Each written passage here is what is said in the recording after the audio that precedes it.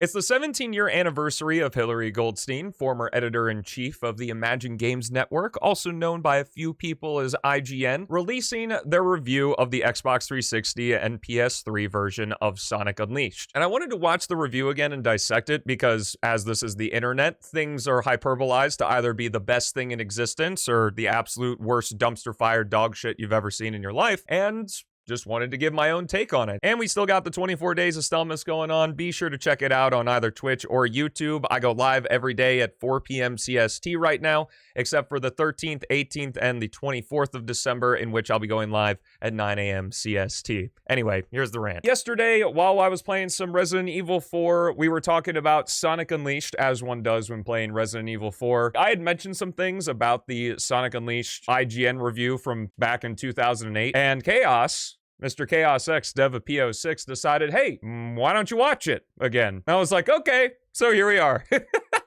Let's take ourselves back in time. We're back in 2008 when this review released. The last major Sonic game is considered one of the worst video games of all time. We had a spin-off game of the Storybook series that released last year that most people either forgot about, didn't play, or weren't interested in the first place. And this is our next major Sonic game to win the series back with a brand new formula that hasn't been used in a mainline game before. Let's do it.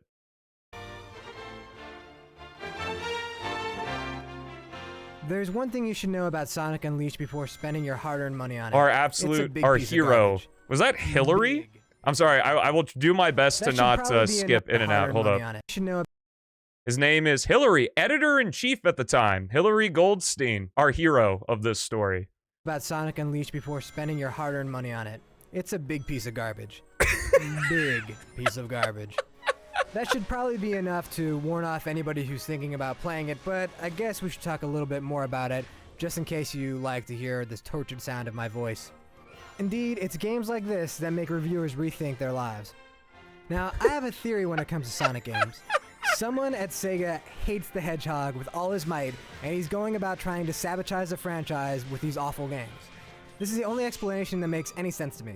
Pretty much every decision made for this game was the wrong one, and Sonic ends up taking more beating than a piñata because of it. The gameplay in Sonic Unleashed is split up into 3 equal parts. There are daytime stages which are actually very good. There are nighttime stages which are actually complete rubbish. He complimented it. And then there's also the hub city where you do a lot of exploration stuff, and that's boring as can be. Now the daytime stages are actually pretty fun. It's fast platforming that is mostly on rails, and for a brief moment you might actually think to yourself, wow, this is what a current gen Sonic game should be. Of course your hopes will be brutally dashed later on, but never mind that for now. The daytime sections aren't perfect by any means. The jump button can be fatally unresponsive at times, and it's just a lot of trial and error gameplay that can get a little bit repetitive after a while. You know, if the game was just 3 hours and only contained these daytime sections, it wouldn't be such a bad thing, and actually, it'd be a pretty good game. You know, I can even overlook the stupid airplane part that they stuck in, which is a rail shooter where you don't actually really get to shoot guns. But see, the problem is, the sun goes down. And what happens when the sun goes down? Well, of course, Sonic turns into a werewolf.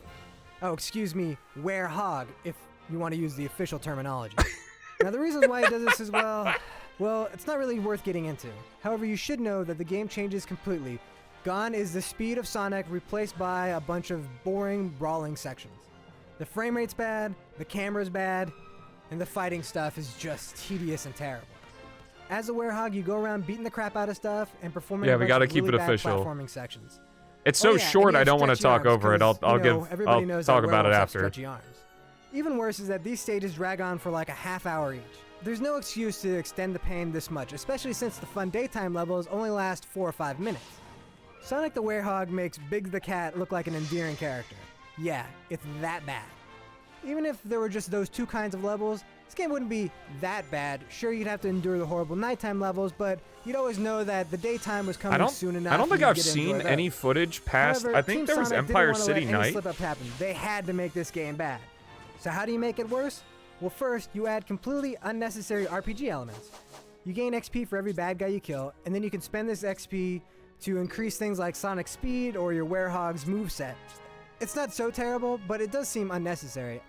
I mean, really, do I need to pay to upgrade Sonic's speed? Shouldn't Sonic be as fast as he can be from the get-go? Isn't that the Not a reason bad why point. I bought a Sonic game in the first Especially place? considering the speed stat doesn't do anything But in the that's game. not all. I've saved the Other than best increase for Sonic's last. acceleration, which Convinced obviously that isn't Sonic fans necessary. don't just want to run really fast and have fun.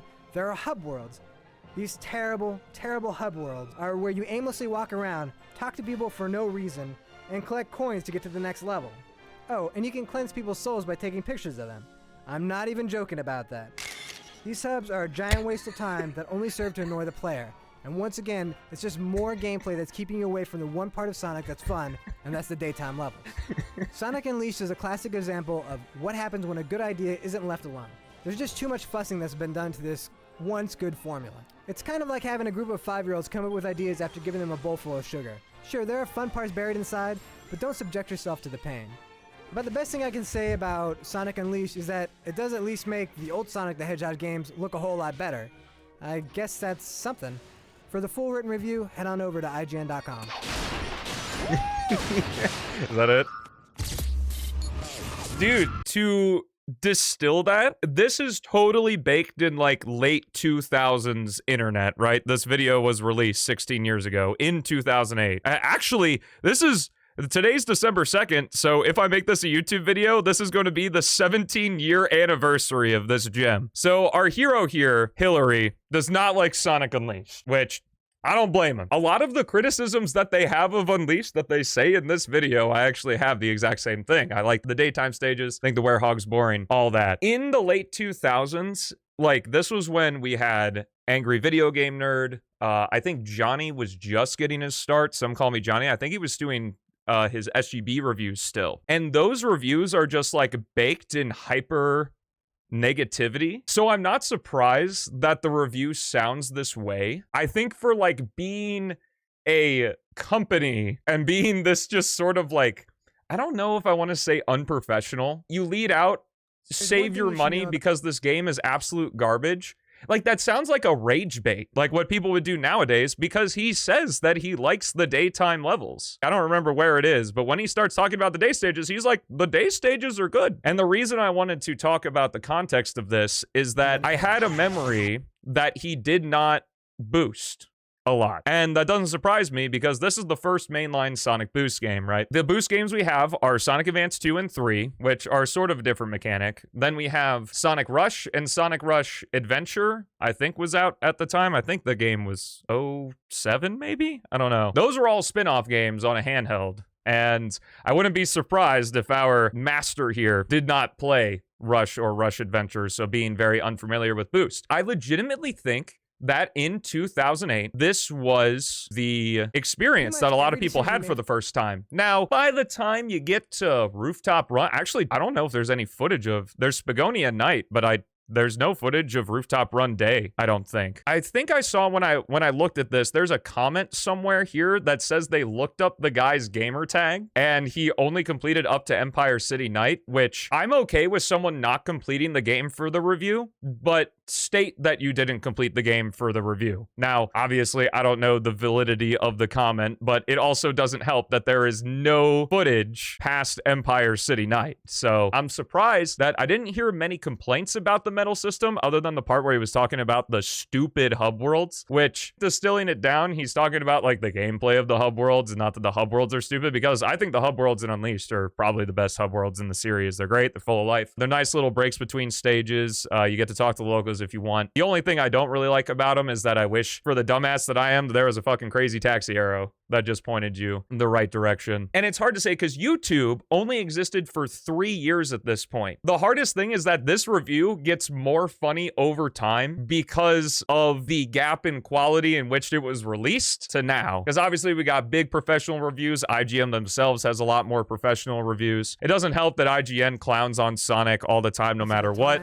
Like, this is the funny part right here where he just jumps over the jump panel. I just can't take it seriously. What makes it hard to take this review seriously is that he opens up guns ablazing. Like, there is nothing off the table. He says this game is complete garbage from minute or second 10, and then all of the issues that he has with the game Can are responsive at trivial. There is no big things. I think somewhere in here he mentions the frame rate issues, which is another thing I want to mention, that like Unleashed 360 did have problems with the frame rate on the original thing. It would be easy to just for me to sit here and be like, this guy sucked at Unleashed and he said it was crap. But I really wanted to actually like, you know, what is the thought process here behind Hillary? Because again, I think he does have like the common, what I would say is the common sentiment on Sonic Unleashed, that the day stages are good, Werehog stages are boring, and it's just presented in such a hyperbolic way with no real evidence to sort of back up why it's complete garbage, because he doesn't really do anything in the game that's like, wow, this is complete garbage. Like glitch through a wall, or like get comboed by enemies to death, or boost into a pit. He does have a little bit of a goof here in Missouri near the ends where he's just like, I don't think he has the air boost at this point, but I'm kind of surprised the homing attack on X wasn't brought up that much, but I suppose it just wasn't a big deal to him at this point. Obviously, all the problems here are in the presentation. Said the Werehog frame issues, but not the day stages. True, because Atabat Day has a lot of frame rate issues on 360. This will be my last point before like I start reading what you guys are saying. This isn't the only time he uses this footage, right? One thing I find that happens, especially when like I'm making main channel videos and stuff, is I have a lot of trouble when I know in my casual play it's more of a problem, but when I start recording the game to get footage, one of the main things I want to talk about only occurs one time. And I think that like happens here where this same footage is brought up again to illustrate. Yeah, it's right here. I think this is the exact same footage, yeah. He brings it up using the same trivial thing again to hammer the same point home instead of having another example, maybe. The only other real day stage problem he seems to have, at least in the footage, is right here where he just trips on a thing. I also love, that's definitely old YouTube review where like it just cuts to like random sound effects. Oh dude, it probably would have been even worse had he gotten to Atabat, but there was no way he was getting to Atabat for certain, especially with the metal requirement. He doesn't credit the visuals at all, which surprises me, unless I missed it. I feel like at first glance of Unleashed, it's like, wow, this game is really pretty. It seems a little silly. I could totally understand it happening because maybe you haven't played Sonic games, you're not familiar with what this is. Maybe you think it's an obstacle. Having a bottomless pit in the first real stage of the game does kind of suck too. What I see folks say about this review is that it's in bad faith. And I don't really like using the term bad faith because it just seems kind of like one of those sort of write-off statements, just like, oh, that's bad faith. And then you write it off where, you know, you don't really have a full understanding of what this means, because I think he genuinely thinks what he's saying here about Sonic Unleashed. He does upgrade the Werehog because you don't have the, what is this, the Cyclone attack here. You don't have the Cyclone attack or whatever at base. So he leveled up the Werehog at least a little bit. And he does have a good point here with the Hedgehog, because the speed, this is just here because the Werehog has RPG elements. Because if you didn't know the speed stat, all it does is increase your acceleration, which doesn't matter because you have the boost button. Which is kind of funny, and that it's so expensive, especially compared to leveling up ring energy. Since this isn't on the Twitch chat, just to reiterate what Chaos is saying, I don't really think it's bad faith. I think it's just done in the style of reviews done for Sonic at the time. Hating on Sonic brought clout around that time. Made sense. I do think that Unleashed was not the game that needed to exist to win the fans back. In terms of gameplay, like visuals, presentation, all that, knocked it out of the park. Still the best looking Sonic game we've ever gotten. I don't really know what else to say. This was fun. I think the main problem with this video is that the dissonance between how hyperbolic he's being with the quality of the game versus the actual footage that we're seeing him play in the video are just like in two different worlds. Thanks for watching. Thanks for participating, guys. This was cool.